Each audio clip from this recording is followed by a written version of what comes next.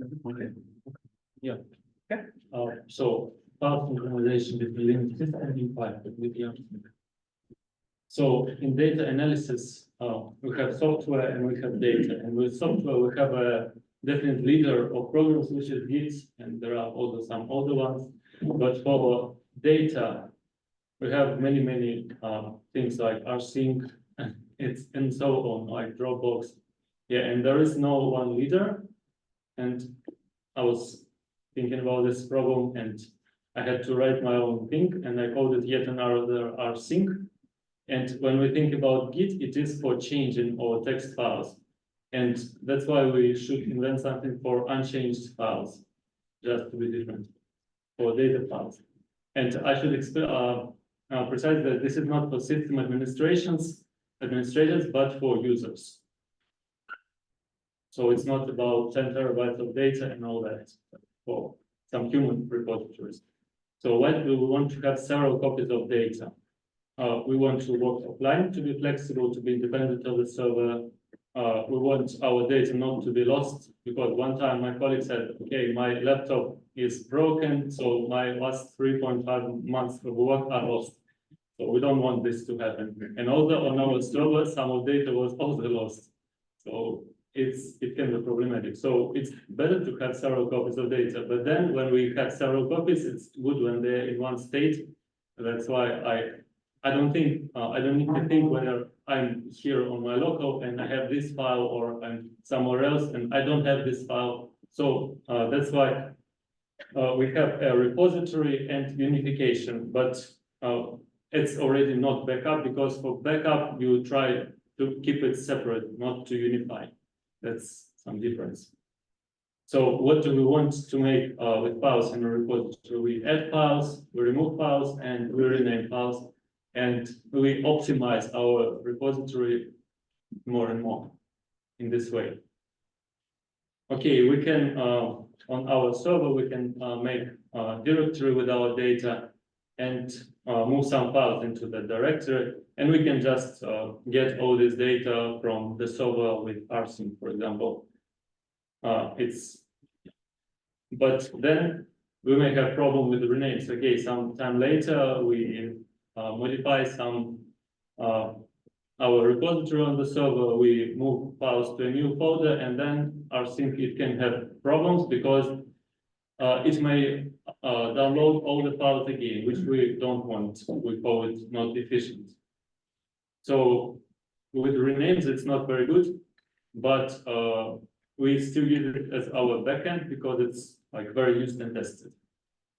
And yeah, so what we do with YARsync, the extension. So we have, we go into our repository, my data, we do something, add files maybe, and do YARsync init, and then we make a commit with these files, say initial commit. So the commands are very similar to Git, almost always. But so it has created a configuration directory for us and the first commit. And when we have commit, yeah. So a commit, it is a hard link copy of the working directory. Hard link means it doesn't make a copy, it doesn't take space. And with this set of files, which were not moved, and they're the same between the server and our local machine, rsync can track that we actually did not create new files, but rather rename that, because it tracks hard links. Yeah, and with this configuration, we can, okay, so when we made our repository, we can see changes in the repository compared to the last commit, YS status. So I just made an alias YS for YARsync, just to type it quicker. So we can make new commits, we can make a log of our commits, and we can add a remote our server and path to our server. Also, it can not only be a server, but an external drive. There is also some help for commands, and also there is a manual, as it should be for a normal program, Linux. Okay, then we have remotes, and we can push our changes to the server. And when we work on the server, we can then commit on the server and pull back our data from the server. So you make it push and pull. And it is already pretty intuitive because it's exactly like in Git. And it's also less error prone because for Rsync, you need to type all these options. You need to type paths. So it's just easier, yeah, to do it like this. And this is because we have our configuration ready, where we start our repository path and all that. But then we can get into a problem, for example, when we work locally, make a commit, when we work on the server and make a commit, and then they get in different commits and we need to somehow resolve it. And there are two options. We can just get the data from the server with force and overwrite all our local changes, or push it to the server, overwrite remote changes. And also we are able to merge our changes, and we do it with pull minus new, which means don't remove any files from remote when we pull it, but only get new files. So we pull new files locally, and we see some state which we want to synchronize. So we check out some commit, and then we manually apply uplink some new files or remove some files. And after we did it manually, we do our commit, and this commit resolves for the conflict for the program. And we push this resolution to the server, and now they are in a common state. So we can work further. So this is already overview, and when we have this conflict resolution, it means we don't have a central repository. That is, our program is distributed. Also, as I said, it's efficient. It doesn't retransmit transmitted files, and what is really good is it's transparent. As I said, we have a configuration directory, a commit directory, but everything is on our file system, and we can use Unix tools, find when we want to fix something manually. And this is really important because sometimes you can get into many troubles during synchronization if you do it often. And that's why Rsync is a very good thing for this, because it was like tested. And the troubles can appear just anywhere because of bad connection or anything, and you can't possibly do it yourself. So it's also non-intrusive. It doesn't do anything to our files. For example, I used another synchronization program. I wanted to test it, and then I noticed that it changes all the time steps every time. I didn't know it, and it was not what I wanted. And for YARsync, if you don't want to use it, you just remove the synchronization, the configuration directory, and that's it. So it's pretty easy. And for backups software, when you use it, there is a constant danger that you won't be able to get your data out of backup, because if you use some very special format, it can get corrupt and you lose all your data at once. So I prefer file system. So it's safe, but you can never be very safe. It's better to have several copies. But you can use dry run just to see what is going on. And it is simple, but for Linux users, so for people who know Git and who understand how Linux file system works, and it has simple configuration and storage. And reparation is a very good feature, I think, for this, because you can do it by hand. Limitations are that it requires Rsync and Python, but remote can have only Rsync. And when you have millions of files, Rsync can get slow. So you need hard links for this, and they are present on X2, 3, 4, HFS Platinum Mark or NTFS. But for PAT, for example, we don't have hard links. And that's why I call it synchronization between Linux systems. So it's better when your file systems are more or less the same. Also because you can have different file attributes, and YARsync doesn't handle this at all. So, but between Linux, it's really easy to use. So the code is, as I said, it's a wrapper around rsync in Python. So I use subprocess to call rsync commands and argparse for rich argument parsing. It's packaged for PyHEP.dev and Arch Linux.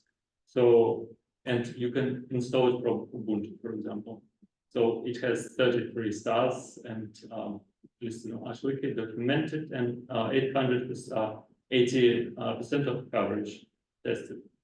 That's all. Thank you for your attention.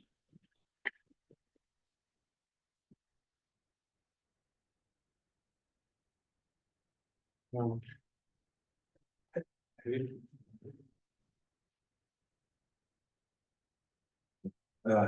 you for the talk. Have you tested this on Alex Plus? Oh no, I use only Linux and user servers. Yeah, sure. But you can try it. I have a question. I wanted to check for everybody else first. I'm trying to understand the difference between YARsync and Git. So does YARsync have or not have a full backup of all history? So if you want to go back several revisions in the past, can you? So you can check out a different commit, but files are supposed to be unchanged.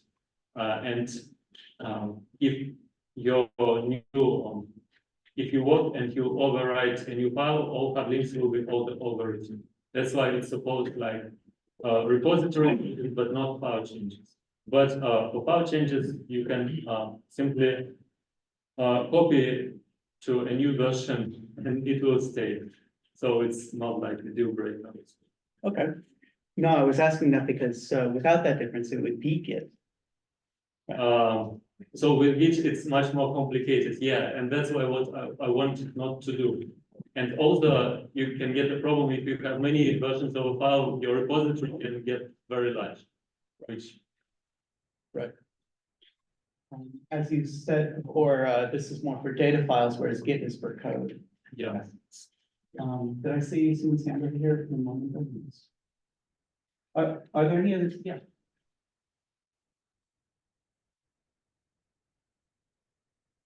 I found one repository which is like Git for data called DOLT. I don't know if you heard about this. DOLT. DOLT. DOLT. No, I never heard. Well, there are also things like this, like GitAnnex. I tried it, but the thing is that Git is content addressable storage. So what it does for GitAnnex, it like moves all your file into Git repository, which you don't want because it changes timestamps. Because in Git you don't have timestamps, and they're important. I mean, it's better for me to have them. Okay, thanks. Other questions?